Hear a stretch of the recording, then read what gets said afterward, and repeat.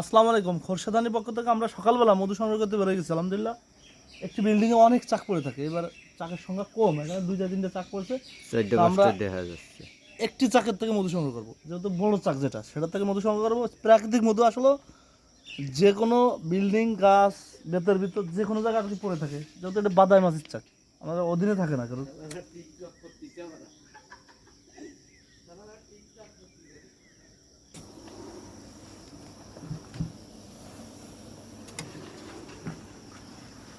আলহামদুলিল্লাহ দেখেন আমরা এরকম রিস্ক নিয়ে আসলে মধু সংগ্রহ করতে হয়। দেখেন আমরা দোতলা কান্নিসির চাক চলে আসছি। মৌমাছির ক্ষতি করবো না, আমরা শুধু মৌমাছি সুন্দর করে সরিয়ে শুধু মধুটুকু কালেক্ট করে নেবো। আলহামদুলিল্লাহ আলহামদুলিল্লাহ আসলে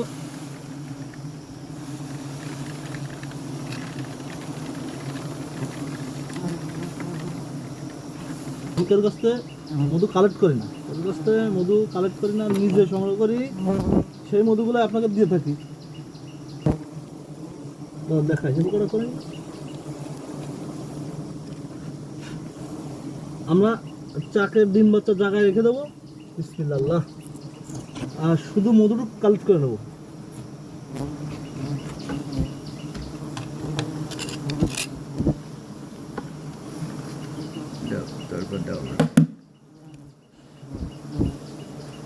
আল্লাহ আল্লাহ আকবার, আল্লাহ আকবার, আসলে অসাধারণ।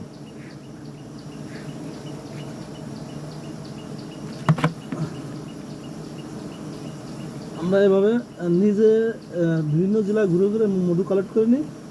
আসলে খোরশেদানির যে মধুগুলো আপনাদের দিয়ে থাকি না কেন, ল্যাব টেস্টের মাধ্যমে কেউ যদি একদম ভেজাল ধরাতে পারেন 1,00,000 টাকা পুরস্কার থাকলো। এদিক আমরা আসলে চাকের মধুগুলো এরকম চাক সহ সংগ্রহ করি।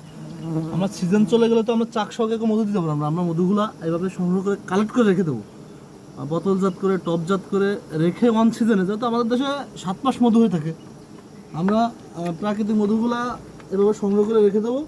ওই সময় যে আপনাদেরকে চাকসহ দিতে পারবো, আবার সিজন শুরু হলো, আবার সিজন পুরো হয়ে গেলে আমরা দিতে পারবো না। আমরা এই যে দেখেন আমাদের মধু সংগ্রহ করা শেষ।